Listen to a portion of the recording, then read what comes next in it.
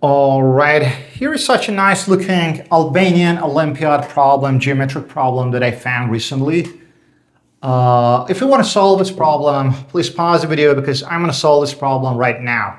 So welcome to another episode on prime logic. We have an equilateral triangle ABC, and we have an arbitrary point, a point inside whose distances from the vertices are as follows. So we have point P inside ABC, this equilateral triangle, and then AP is 4 units, PC is 3 units, and PB is just 5. So what is the side of this equilateral triangle?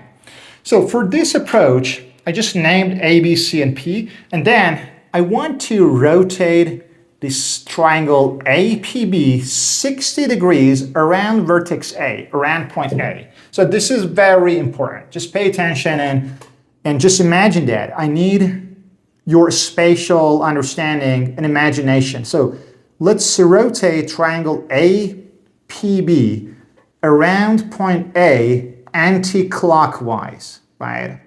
So AB coincides with AC because this is an equilateral triangle. If you rotate it 60 degrees, so we want to rotate it 60 degrees. So if you rotate AB 60 degrees, it exactly coincides with the side AC. And the same goes with AP as well. So if you rotate AP 60 degrees, it becomes a point here, AD, with a distance of 4, right? So AP is 4, we rotate it 60 degrees, it becomes AD with a length of 4. The same goes with PB. So the point of rotation is A. If we rotate it 60 degrees, it coincides with DC with a length of 5. So we have the triangle ADC, which is exactly the reflection of APB. So maybe that's not 100% accurate or drawn to scale, but just imagine that. So let's focus on triangle APD. We know that this side is 4, right? That was given to us. We rotated that to this side. This side is 4. We rotated this triangle 60 degrees, right? So APD is an isosceles triangle with the angle here at 60 degrees. It means that these two angles must also be 60 degrees. So we can conclude that triangle APD is an equilateral triangle. So if this is 4, this is 4, this also must be 4. So if triangle APD is equilateral, it means that all the angles inside are 60 degrees. Okay. So we have, let's focus now on triangle PDC. So we have the side 3 units here. We have the side 5, which was from the rotation of PB.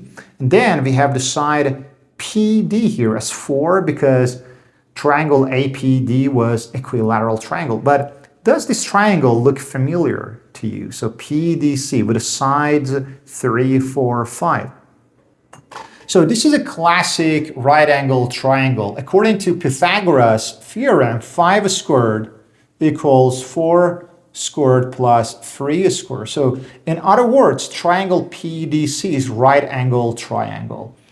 Now we can conclude that APC triangle, this obtuse long triangle, is 60 plus so angle P is 60 plus 90 degrees, which is 150 degrees. So in this triangle, APC, this angle P from this vertex is 150 degrees. And then we have the sides, that's 4 and 3. So based on the law of the cosines, now we can easily calculate the side of our original equilateral triangle, which accidentally now is the side of this triangle, which we know the sides and the angle in between. So we can say, based on the law of the cosines, we can say AC squared equals 4 squared, which is 16, plus 3 squared, which is 9, minus 2 times 4,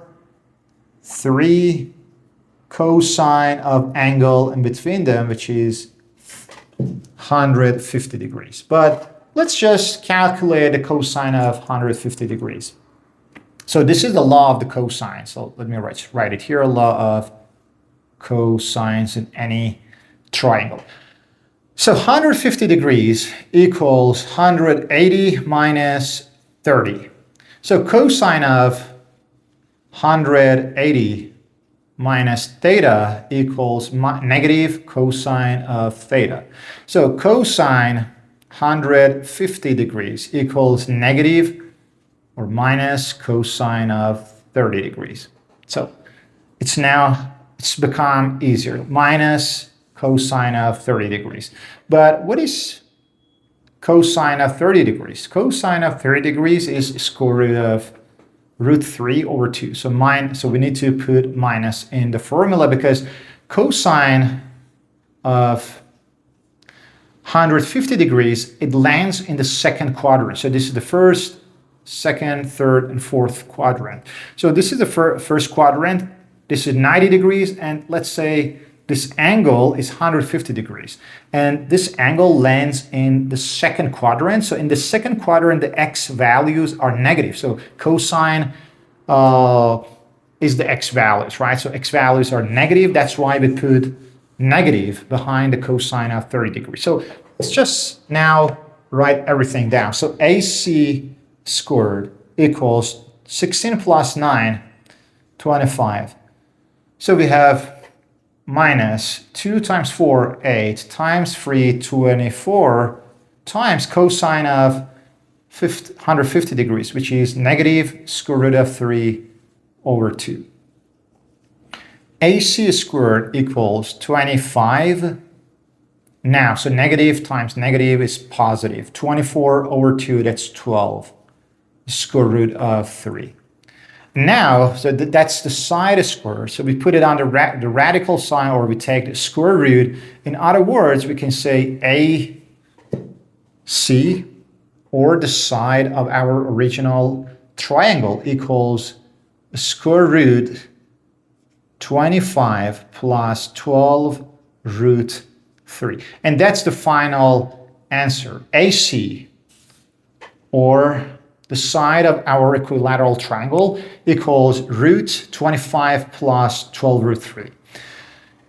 Now your mission is, what is the area of triangle? So we know the side of ABC, which is square root of 25 plus 12 square root of 3. But what is the area of this equilateral triangle? So there is a beautiful formula. Once we know the side of equilateral triangle, then we can easily calculate the area of that triangle. So that's your mission, that's your job, that's your homework. Please write it down in the comment section below. And I have a bonus challenge for you. So just let me wipe out the whiteboard here. So let's just change the variables. Let's say, so we have another equilateral triangle, we have another arbitrary point, but this time I'm going to change the values, distances. So let's say this is 5, this is 12, and this is 13. So this is an equilateral triangle. There is a point P inside with the distances of 5, 12, 13 to the vertices. So what is the side? What is A? What is the side of this equilateral triangle? And what is the area of this equilateral triangle? So that's going to wrap it up for today, guys. I hope you enjoyed this video.